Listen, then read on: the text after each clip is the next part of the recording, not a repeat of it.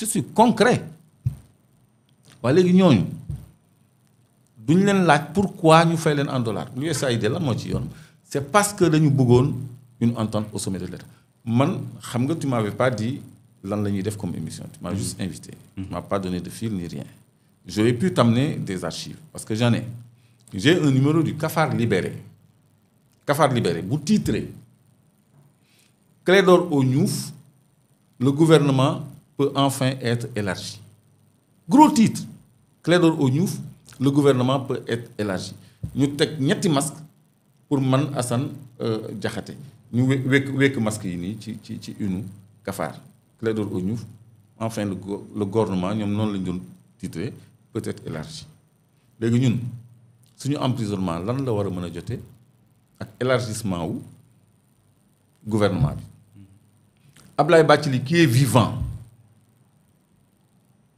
mais c'est que yéen vous n'allez pas faire le travail dañ ko interviewé muy félicité wu du procès abondé dans le même sens qu'enfin le gouvernement pourra être élargi Ablaye Bathily moo ko wax te j'ai le journal il faut aller lui demander pourquoi il a dit ça ils sont tous là okay. Mais pourquoi man su ma waxee kenn du sëqat te man rek maay wax te damay tudd ay tur ay faits peut-être après sortie bi xam naa ñun ñëpp dinañ wax peut-être après lii parce que lii ñu bëri yëguñ ko woon y a que maître Massokhna Kane laa dégg mu def ci ay retour mais sinon non nit du ci waxal boppam yéenay war a dem mais ngeen creuser li gënoon a simple mais moo doon ñu organiser un jury d'honneur chacun vient dire sa part de vérité affaire bi day leer nit ñi nañ ci am une bonne compréhension les acteurs qui restent ici mën nañu éclairer même si d'autres acteurs clés sont partis Habib Thiam est parti Djibo Ka qui avait menacé Abdou Diouf est parti parce que bi ko Abdou Diouf critiqué livre am boobu nee na il ko menacé de révéler ce qu'il sait de l'affaire Maître parce que kontaanul woon ci mémoire u Abdou Diouf man ma ni mais pourquoi Djibo Ka di menacé Abdou Diouf ci affaire Maître te ñoom newoon nañu PDS la Ablaye Wade la affaire bi après gars yi dañ ko doon utiliser politiquement di ko dóorante te man lañ doon utiliser sama tur boobu j'étais en prison. yow yaa ci gën a fës kay. non c'est que xam nga bu ñu la tëjee entre quatre murs. di wax ci yow fooy waxee fooy réagir malgré tout j'arrivais à faire sortir des articles qui paraissaient à la presse dama daan bind muy génn ci presse bi. Mais ça, c'est de façon limitée. Nous, ils ont le débat. Il y avait la RTS, Le Soleil. Il n'y avait pas cette pluralité médiatique. Il n'y avait pas les réseaux sociaux.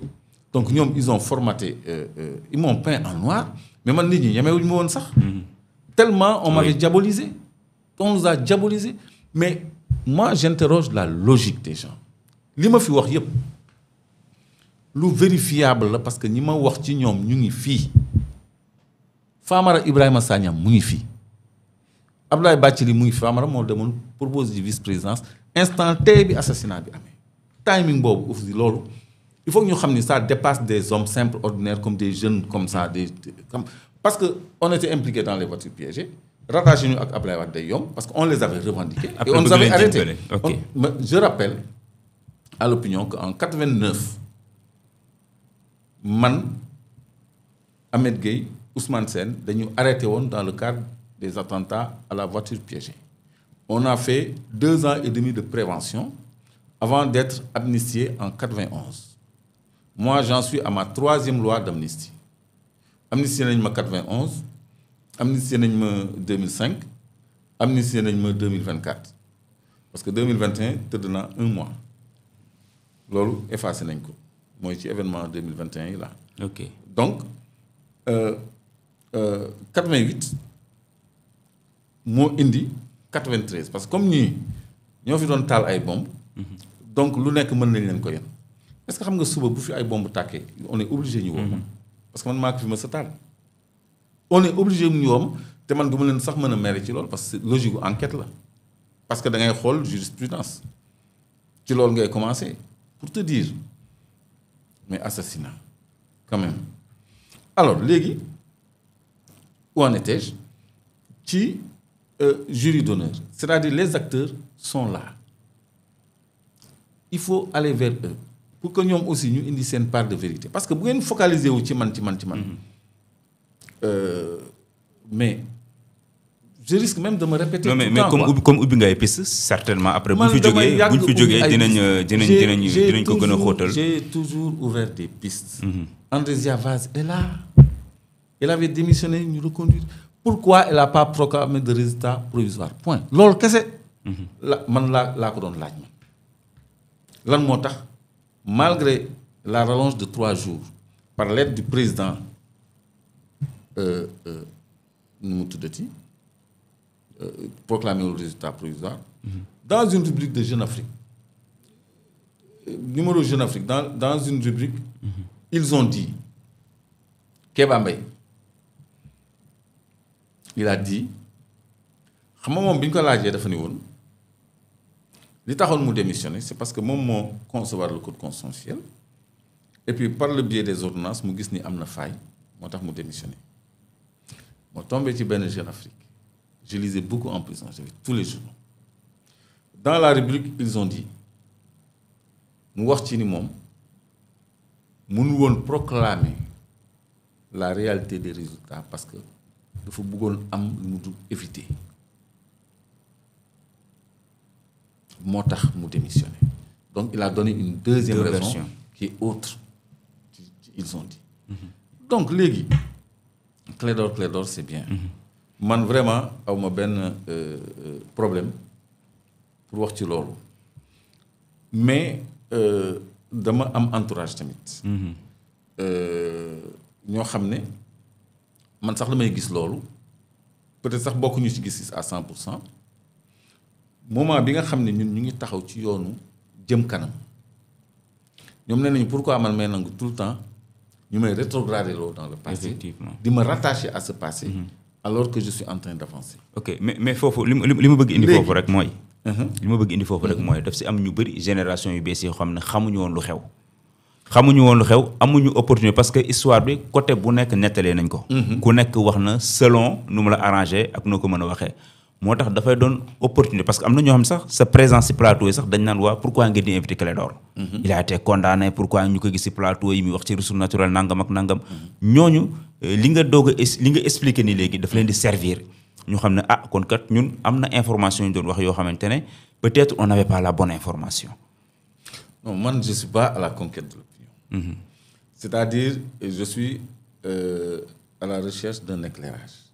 te dama jàpp ni faisceau de lumière bi affaire boobu soxla du ci man rek la mën a jógee parce que boo gisee ma contextualiser ko c'est dommage que am na ñu fi nekkatul. ak ñoo xam ne même bu ñu fi nekkoon duñ ci wax ku mel ni Bruno bu fi nekkoon du wax mais ñi ma lim Famara Ibrahima Sagna bi taal otoom au même point CX bu weex dem ci Ablaye Wade pour lui proposer la vice-présidence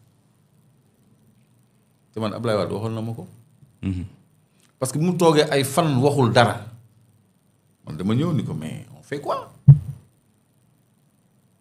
lii nit ñi comprendre ñu. résultat yi sàcc nañu élection et puis toi il faut que tu te prononces. mu ne ma non xam nga alors Famara il a quelque chose à nous dire les avocats qui ont été payés en dollars ils sont tous là ils sont nombreux. même ay maître Hélène Cissé Boubacar Wade ñoom ñëpp ñu ngi fii ay ñoom Mbaye Sène ay ñoom Mbaye Dieng ay ñoom Madické Niang ay ñoom Massokhna Kane ay tous et c'est des hommes d'honneur ñooñu du ñu wax lu dul dëgg rek la ñuy wax.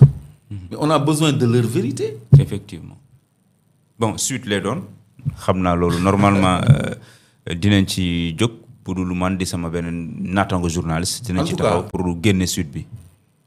du ñoom rek. am na ay magistrats conseil constitutionnel li ma lay wax ni procès verbal la. dañuy jógee conseil constitutionnel di ñibbi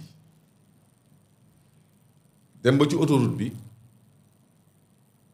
ñu woo garde du corps am par la rajo ni ko on vient d'assassiner médecin ñu ngi nii di ko yóbbu hôpital. il a continué baal leen ma il est rentré à Pikine laa bëggoon wax. il est rentré à Pikine wàññeekuwul soxnaam si nekk jëppal nee na 17h35 la ko yëg ba 17h35 yëgu ko loolu yëpp ci PV la nekk maa ngi ak PV yi dossier bi réerul loolu la ñuy wax peut-être primitif procès bi xëy na la ñu denc mais dossier bi mu ngi fi les procès-verbaux sont là. ok on peut refaire l'histoire man je suis un grand archiviste du ma sànni lu bëri. c'est bon ñu tëj parenthèse boobu. waaw c'était une grande ñu tëj parenthèse chapitre boobu chapitre sax xam laay nga wax. li ci dérangeant. mooy doo mën a épuiser le sujet.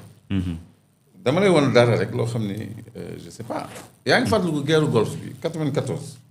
loolu fàttaliku ma ko de. mais yaa ngi fàttaliku guerre Israël ak kii nu mu tuddati suñu guerre bu temps yi rek. kii Israël ak Iran. ak Iran yaa ngi koy fàttaliku. ah bien sûr. alors guerre golfe bi c'était un événement boo xam ne ça avait focalisé l'attention. xaw ma ndax kii dina mën a gis Jeune Afrique numéro Jeune Afrique bi. gis nga Saddam Hussein en médaillon. oui moo nekk nii moo nekk xam nga c'était normalement la une. mais xoolal li ñu def fii xoolal man j'occupe beaucoup plus de place que Saddam Hussein en pleine guerre du Golfe. yow yaa nekk ci suuf nii. waaw. ce jeune homme là. yaa nekk ci suuf nii quoi. lii yaa gën a de. 94. Sénégal l'énigmatique Clédor Sène. Saddam Hussein nekk ci kaw. droit de l'homme lu tuuti xoolal lu tuuti la Saddam lu tuuti la ci. une bi yëpp maa ko jël. donc pour te dire que ça avait quand même aussi défrayé la chronique léegi nag man tu m'avais peut-être dit qu'on parlerait de ça. mais sinon j'ai tellement de choses. ok man damay archiver gis nga ay documents yi may génnee ci pétrole ak gaz depuis jamono yooyu laa leen doon dajale moi j'ai 60 kilos d'archives yoo xam ne maa ngi ko tas donc on pouvait mieux faire. mais ñi ñuy suivre jàngee nañ ci lu bëree bëri xam nañ ci lu bëri certainement am na solo bu baax a baax maintenant dañuy continuer transition rek la woon benn parenthèse. maa ngi jégalu sama xaritu bopp bi ni woon. bu ci wax je veux juste qu'on me comprenne parce que moi je suis un intellectuel. c'est vrai. et je suis un témoin de l'histoire. c'est vrai. du question damay rétropédaler wala damay dem sur le rétroviseur. mais samay nit ak samay jegeñaale dañu war a xam ni man moom ma sam bopp. effectivement. donc dama am jaar-jaar. am lu ma fekkee donc bu ñu ma ci interpeller lu ma ci mën a layanteeg nit ñi biir. lu may war lay doon. parce que voilà loolu les gens veulent comprendre loolu kese la. et puis dafa am solo sax. moi j'ai ma part mais am na loo xam ne ci ñeneen moom moo ko aussi. waaw ku nekk bu indee li mu yor dafay leer. bu ñu jógee foofu Abdoulaye Wade bu jàllee Macky Sall yéen ñaar amul foo leen jege mu woo la wala nangam ak